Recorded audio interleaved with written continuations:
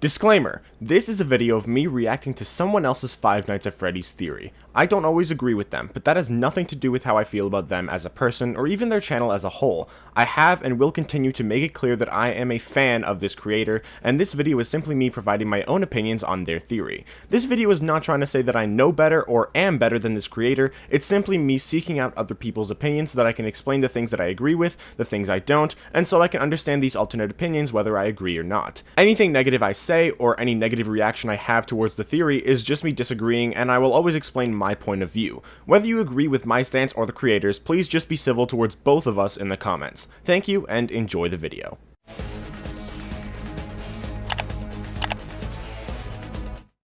Game theory. Everything you know about FNAF is a lie. This is the first FNAF game theory on Secret of the Mimic. I haven't seen any yet. I know there's two out now, and then there's a FNAF theory that all three I'm going to react to, all on this stream, and all turned into videos. So let's watch. Secret of the Mimic is finally here, and it changes everything. Our understanding of the books, our understanding of the timeline, and our understanding of the characters we've come to know over the last 11 years. But as always, there is a lot of stuff in that game. Or an Edwin, as it turns out, and put it all back together. Hello Internet! Welcome to Game Theory, the show that's jaw has been hanging open like a badly made Chica costume ever since the release of FNAF's Secret of the Mimic. And I'm not alone in that feeling. Every single YouTuber has been completely sideswiped by this game. Chica! I can't believe we got Chica! Hey!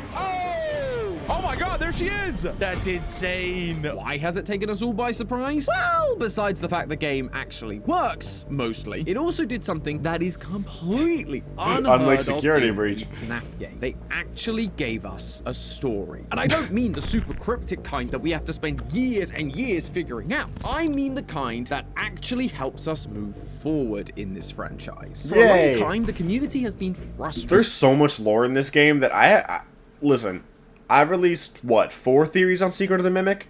My recent Andrew theory wasn't technically a Secret of the Mimic theory. It was inspired by it a little bit, but it wasn't, like, about it, right? So I've released, I think, 4 Secret of the Mimic theories, right? And I'm not nearly, like, I have like, at least 3 more to release, like, that I still have, like, coming. Like, I have a theory on, like, origins of the timeline. I have a theory on the future FNAF. I have a theory just about Fall Fest. And I have a theory about, like, the books again. Like, another theory on, like, how those all work together with the games and stuff. So, I still have a decent amount left to theorize about. With Ruin, I think I had, like, 5 theories or so. Something like that. At least to begin with. Maybe 4, maybe 5, 6, something like that. Secret of the Mimic, I have, at the moment, probably about 8. So... yeah, there's a lot in this game. With the lack of clarification out there for this series, it's been years of theory upon theory upon theory. And while we have come to certain agreements for parts of it, there are still massive sections of the lore that we haven't been able to agree on simply because there's never really been a solid foundation to jump off of. But now, after 11 years of this franchise, Secret of the Mimic came as the earliest entry in the FNAF timeline and said, guys, I got you. Giving us relatively clear breakdowns of how the early years of Fazbear came to be, as well as throwing a bunch of hand cranks into the works that make us question everything we knew about this franchise. There's timelines that have been displaced, character personas completely shattered, and understandings of where the future of this franchise is going totally flipped on its head. And I intend to theorize about all of it in a 3-part series across the next month or so, focusing on the 3 main characters from this new game: the newcomer Edwin Murray and his family, the big bad Mimic, and, of course, Fazbear Entertainment, William Afton, and Henry. All of that will then be followed up with a live talkback with a bunch of other FNAF theorists to discuss the game, our differing theories, and generally just talking about the franchise that we've all enjoyed for so long. Dates for that are TBD right now, so make sure you're subscribed so that when I do announce it, you'll be the first to know. And to make sure you don't miss all of the crazy theories leading up to it, because believe me, you don't want to miss them. There are some real bombshells in this game that I want to explore. But for now, let's start from the beginning. We jump into the game as a lowly right. And it's working for the wonderful, as always, Fazbear Entertainment. Our name is Arnold, and Yes. we've just gotten off of a 36-hour That is not how you only drive. to be pulled in for one last I've never job. driven in Help my life, recover but some that's not Fazbear how you assets drive. from one of their contractors, Edwin Murray. Begrudgingly, we head to Murray's costume manor, only to discover the asset is a set of blueprints for a killer animatronic endoskeleton that can fit into any costume and learn the role of any character or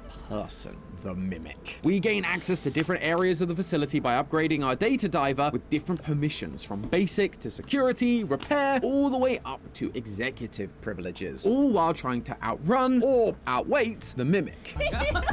He's going for it. Eventually, we get our hands on the blueprints, only to He is discover very that fast. it wasn't Fazbear talking to us through dispatch. It was the Mimic pretending to be them to get their hands on the data diver. This leads to one of three endings where we either escape and get killed by the Mimic, we escape and get killed by the Mimic. I think it was, I think for the beginning of the game, it was Dispatch. It was actually Fazbear Entertainment. But then it cuts off at like 1 or 2 a.m., right? Isn't there like a glitch part at that point? And like, I think like the goal is like slightly altered or something. So that, like, Dispatch kind of like not really changes their mind completely, but like there's like some differences in like what he wants us to do, right? So like it seems like the Mimic is like actually trying to get us. It's trying to get all the permissions or whatever and all the information, all the Mimic blueprints themselves, and then it wants to use them on itself. Or we fix the Mimic and then just stand there watching it sleep. Now, these guys deserve an episode of their own because whichever one is canon could have massive implications that I just don't have time to get into right now. Instead, let's turn our attention to the stuff we can discover during the game. And the first of our big three characters, Edwin Murray. If you're a longtime viewer of this channel, or you're one of the people who understands my pain and has actually read the books, then that name like me. isn't anything new. Edwin Murray is a character that we were introduced to in both the Storyteller and the Mimic from the Tales from the Peterplex series. His company was bought out by Fazbear. He created the Mimic to babysit his son David, but his son... Hold on. That's the wrong book. You put Tiger Rock. It's supposed to be in Bob Adams' Conclusion. That's what the Storyteller was. I know that's the tiger that the Storyteller was like was originally before it became Tiger Rock, but that's the wrong book. His company was bought out by Fazbear. He created the Mimic to babysit his son David, but his son tragically died. And because the Mimic kept mimicking his dead son, he beat the thing up, teaching it violence, and then showed up 40 years later trying to stop it. However, when The Secret of the Mimic's creative director Evan Lampe said to Dorco, "If you've read the books, you don't know the full story." he wasn't kidding. The story of Edwin goes so much deeper and is so much more tragic than we could have ever realized. As Arnold explores Murray's costume manor, we can find audio recordings and mailboxes containing digital text logs that give us the real story of what happened to this place. It was originally owned by Edwin's father, who we'll call Murray Sr. Edwin Murray works for him. Edwin Murray. This is my dad's place. You know, because nepotism. But Edwin is the quirky inventor type, and to test out his new voice recorder creation, he seeks out one of No the new mustache employees anymore. and former puppeteers. Excuse me, can I borrow your voice for a project? Oh, what for? I don't even know you. I'm brand new here. Let's start again. I'm Fiona. Murray Sr. then passes away and leaves the whole thing to Edwin, who rebrands everything to bring his wacky inventions to life. Maybe rebrand? We could start making some of my inventions for real. Together with Fiona, It they doesn't invent work a out bad. bunch of wild tech, like a coffee machine that can learn your coffee preferences to make the perfect cup, a coat hanger that can adjust to any size you need, and an adorable vacuum cleaner. Oh, just look at It him is with his very cute. tiny little brooms and his little dumpy. Anyway, alongside this, he is also making a bunch of costumes, which I suppose makes sense given that's the name of the business. But the characters we see are interesting if you're a FNAF fan. We see a handful of characters that you might recognize, like Pirate and Cowgirl Roxy, Hillbilly Monty, a puppet pirate Foxy, and the big one, a rollerblading costume of Chica.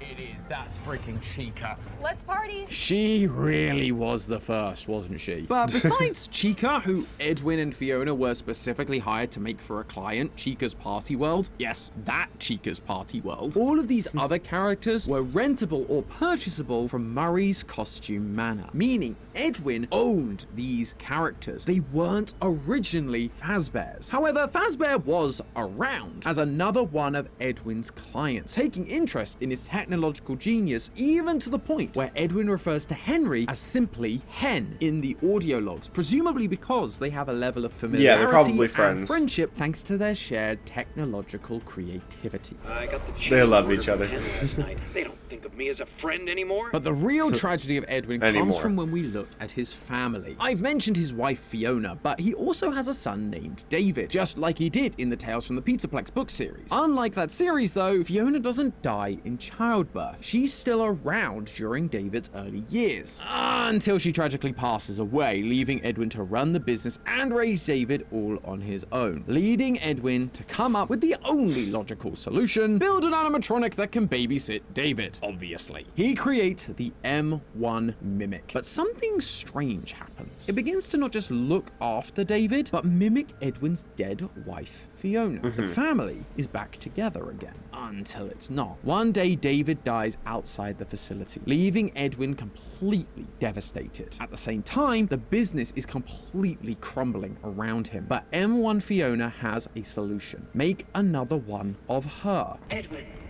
you can't put it off any longer. You need to try again.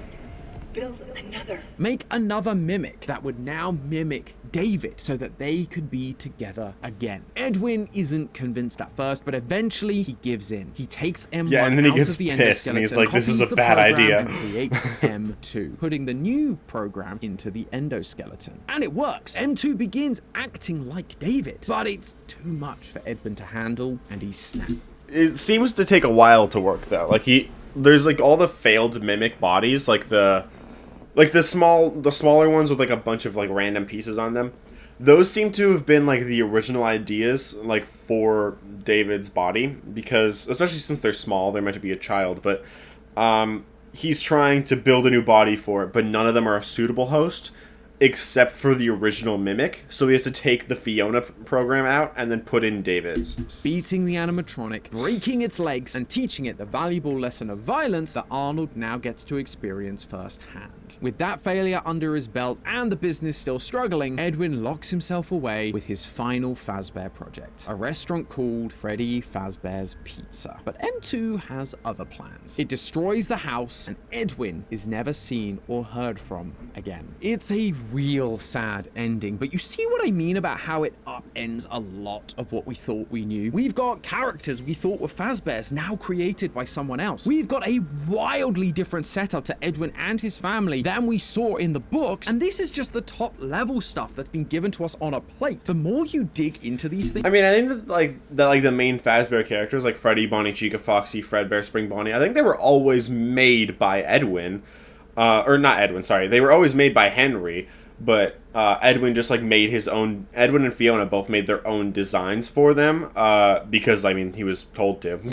the more things begin to change and shift our understanding of the entire franchise. But we've got some time, so let's keep things simple for now. We've been given a bunch of information about Edwin, his family, and his company. But what is the timeline of these events? This is FNAF after all. Timelines are a staple for FNAF theorists everywhere. And I don't just mean a vague order of events. I mean cold, hard dates. Well, as you might expect, this game is pretty careful to leave those sorts of details hidden, only giving us months or days for dates at best. They even block out years so we can't place exact details. But when has that ever stopped us before? Let's start with the very first teaser for this game. In it, we saw the number 1979 showing up on a film reel, giving us a pretty good indication that that was when this game would take place. And once we boot up the game, that does seem to still be the case. In Arnold's van, we come across his work order to collect an endoskeleton from Murray's Yeah, it says Manor. 1979 The job on he it. is literally on. That work order contains both an issue date and a signing date, which both end up being the same date, September 7th, 1979. I suppose that means that the mimic not only faked Dispatch's voice, but also sent a fake work order? And wait, does that mean that Arnold has a fax machine hidden in this van? What other mysteries does this van hold? Well, I mean, it is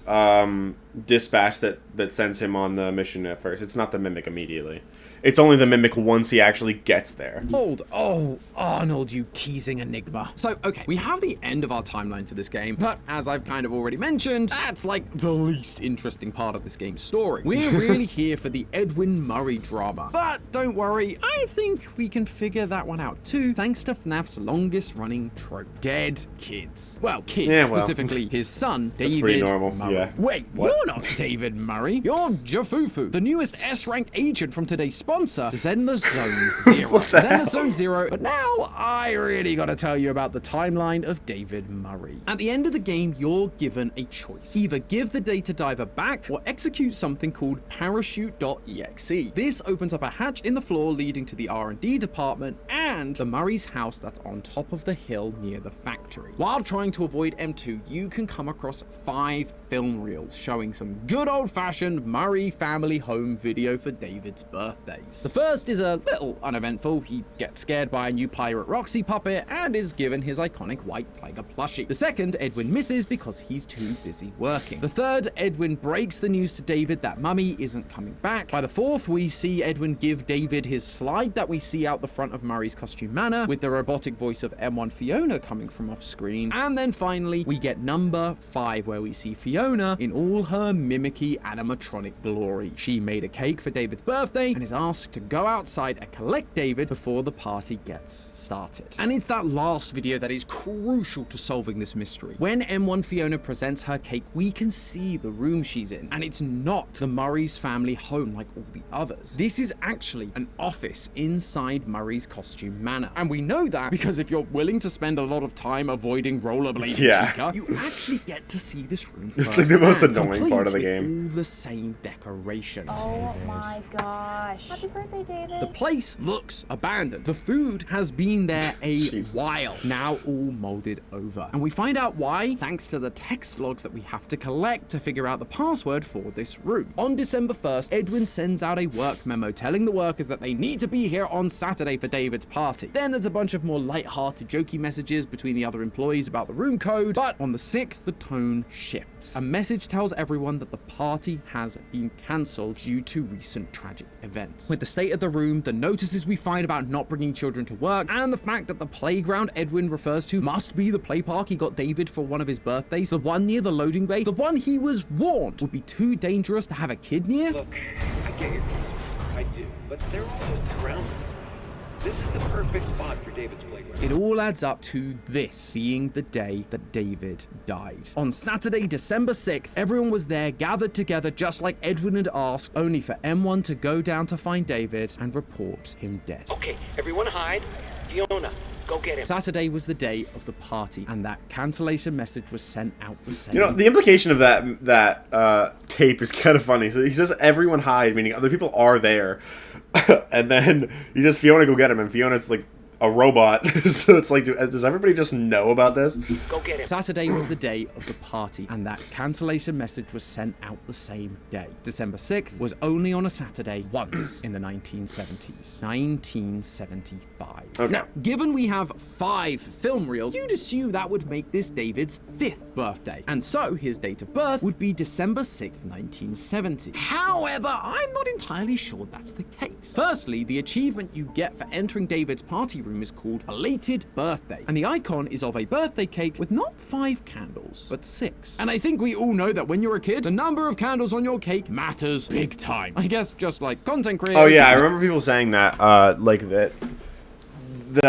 people said this in the comments of some of my videos, that David actually died on his 6th birthday, not his 5th, and that Edwin just missed one of his birthdays or something. I forgot which one. I think like the 4th or whatever. Don't like seeing number go up. There's also the matter of the collectibles scattered throughout MCM. By gathering them all, you can boot up a minigame on the computers known as moon.exe. This thing is full of interesting details and symbolism that we will 100% be exploring in the future, but the detail that's interesting right now is the collectible called the Full Fest Snow Globe. When you find it again inside moon.exe, you can give it a shake, and we're given this description. Opening opening day snow globe, a wonderful day with all of us at Fall Fest. It's worth noting that right behind this snow globe is a statue of a married couple. The man wears a bow tie, which is something we see associated with Edwin throughout the game. I mean, Yes. just look at the guy's logo. He loves bow ties. Bow ties are cool. This couple is supposed to be Edwin and Fiona, and so this line about Fall Fest is tied to them. But the use of the word all here is telling. If it was just supposed to be Edwin and Fiona, it would have just said both of us or the two of us. But all implies a group, i.e. David is also present. Thanks to Help Wanted 2, the earliest Fall Fest we know about happened in 1970. So for this to be a big opening day to the point where Fazbear creates a special snow globe, it's likely that it's that year being referenced, 1970. And if Scott cares at all about giving this series any kind of logical consistency, Fall Fest would likely have to happen in the autumn. Well, yeah. Fine, fall. With David's birthday being established as December 6th, it would be physically impossible for him to also be here on the opening day of Fall Fest in 1970, because he wouldn't have been born for another couple of months. That makes sense. So he'd have to have been born at least a year earlier, making him at minimum 6. But then why only show us 5 videos? What happened to the missing birthday? Well, we already know that Edwin is too busy to focus on his kid, hence he made the mimic in the first place. Would it be out of the realm of possibility that he was so busy he didn't even celebrate one of his kids' birthdays? The game certainly seems to think so, because inside the Storytime showroom you can find David's little den with all of his drawings on the wall, and one of them depicts a birthday with David surrounded not by family but by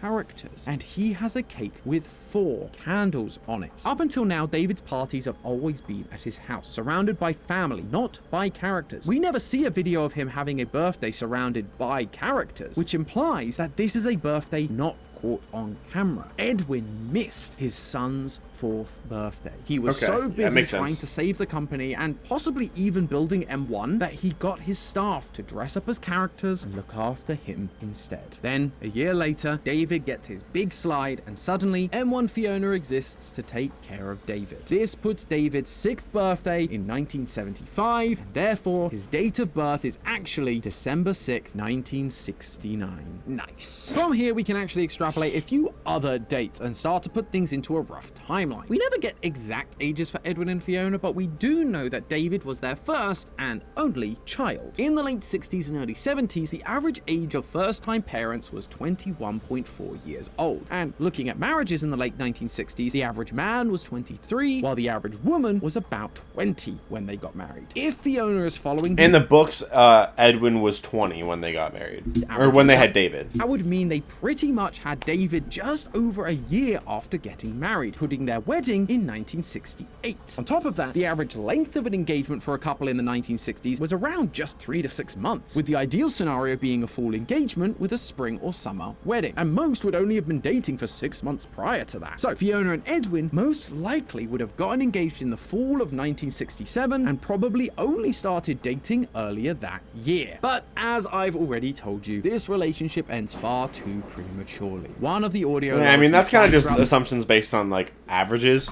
I don't think it really matters when they go together, though. facility is a voice recording left by Fiona to Edwin explaining that she needs to go to one of their clients' events to make sure nothing goes wrong. I have to go help the Fall Fest crew. I just have this terrible feeling like I need to be there so nothing goes wrong. Now, remember that part of Moon.exe I mentioned earlier that shows us the married couple? The one representing The Edwin and Fiona woman with is the Fall Fest burned. snow globe at their feet, while the woman's statue is described as being burnt and blackened. There's also a stall nearby that focuses on sewing materials, like a stand for someone who was maybe there to help with costumes and puppeteering, similar to what we know Fiona was capable of. That stand is also completely burnt down and destroyed. Putting all of that together, it clearly tells us that the event Fiona went to was Fall Fest, the Fazbear carnival we've been theorizing about for so long. She literally said she had to go help the Fall Fest crew.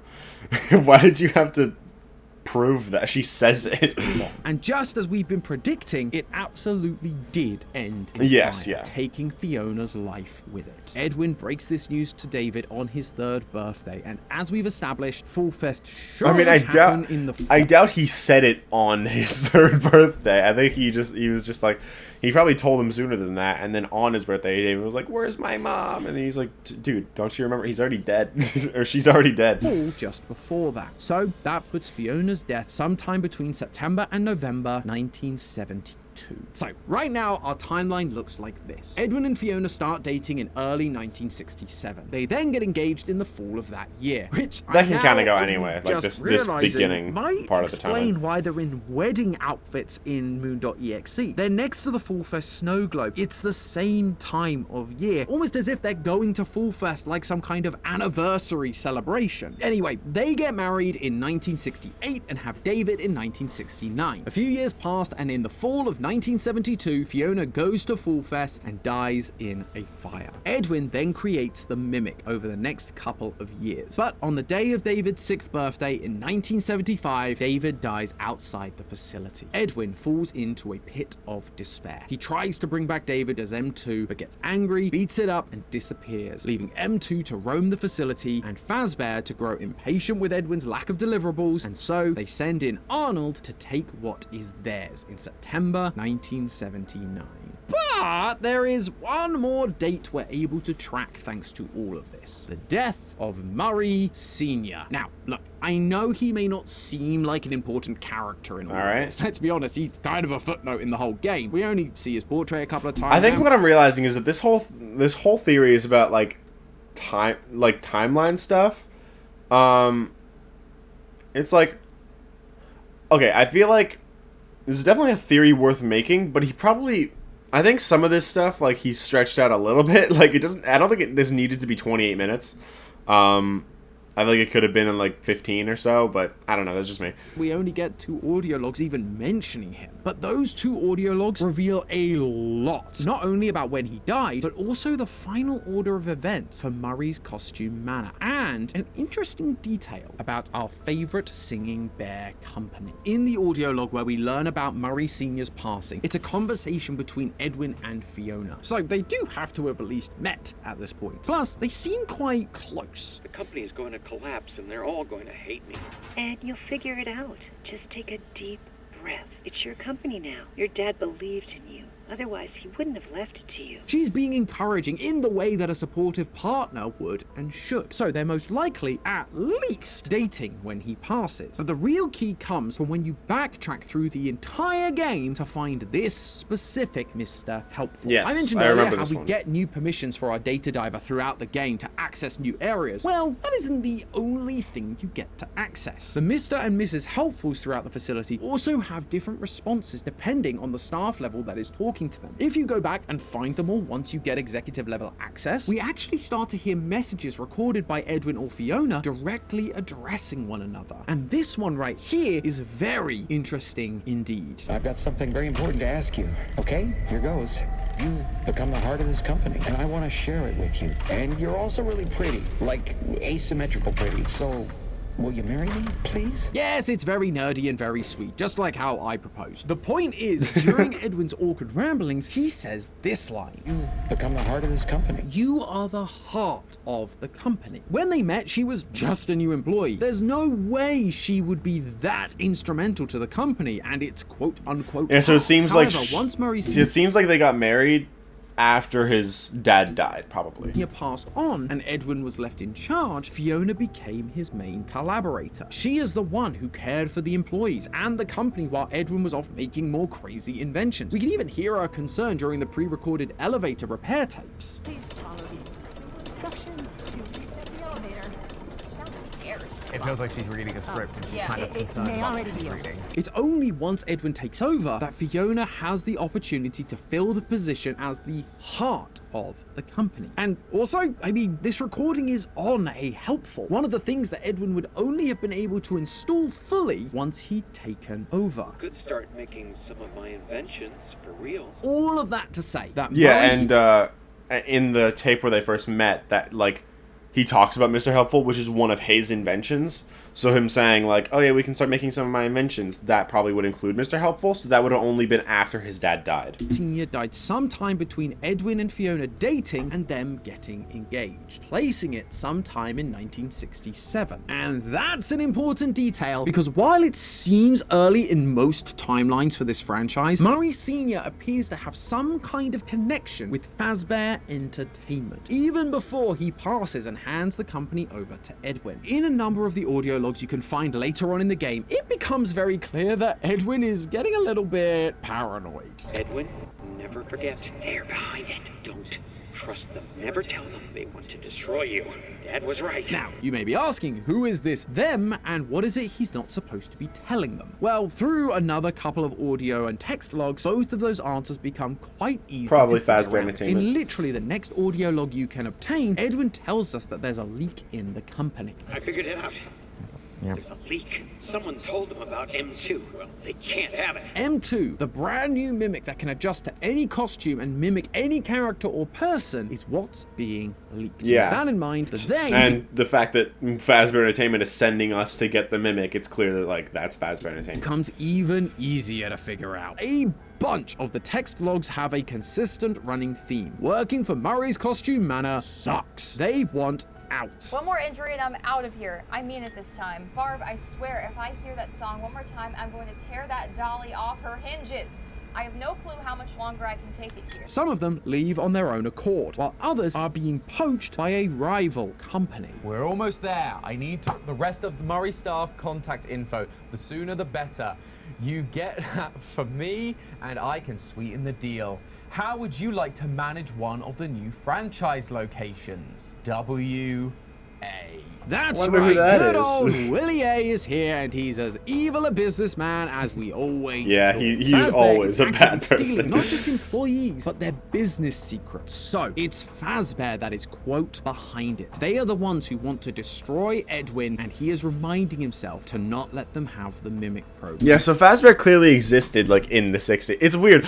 As like the newer timeline stuff happens, like we go further and further back in time. Like we started in like the 80s, and then like with Ruin, it's like it starts going back to the 70s with like the 70s Freddy cutout. So then that pushes it back to the 70s, and then in this game we're getting pushed back probably to the 60s. Like I don't think like his dates are very like they're not like very clear cut. Like they're not definitive, but like David would still be born in 69, so like he would still be so like Edwin and Fiona would have still gotten married before that, and so his Edwin's dad would still have been in association with Fazbear before the, like during the 60s, right? So there's very clear it's very clear Fazbear existed in the 60s, which also makes sense with like the what's it called, the Fredbear Singing Show, right? That seems to be probably closer to like maybe even 50s, but probably like early 60s or so, I would say. That's what I would guess. And then that's probably what evolved into the... I mean, that was mentioned in this game, too, which was apparently a restaurant. So it probably started off as a singing show, turned into a restaurant, and then that kind of style, like with the costumes and stuff, that probably evolved into the... that probably evolved into the Fall Fest, and then later on into Fredbear's, I would guess.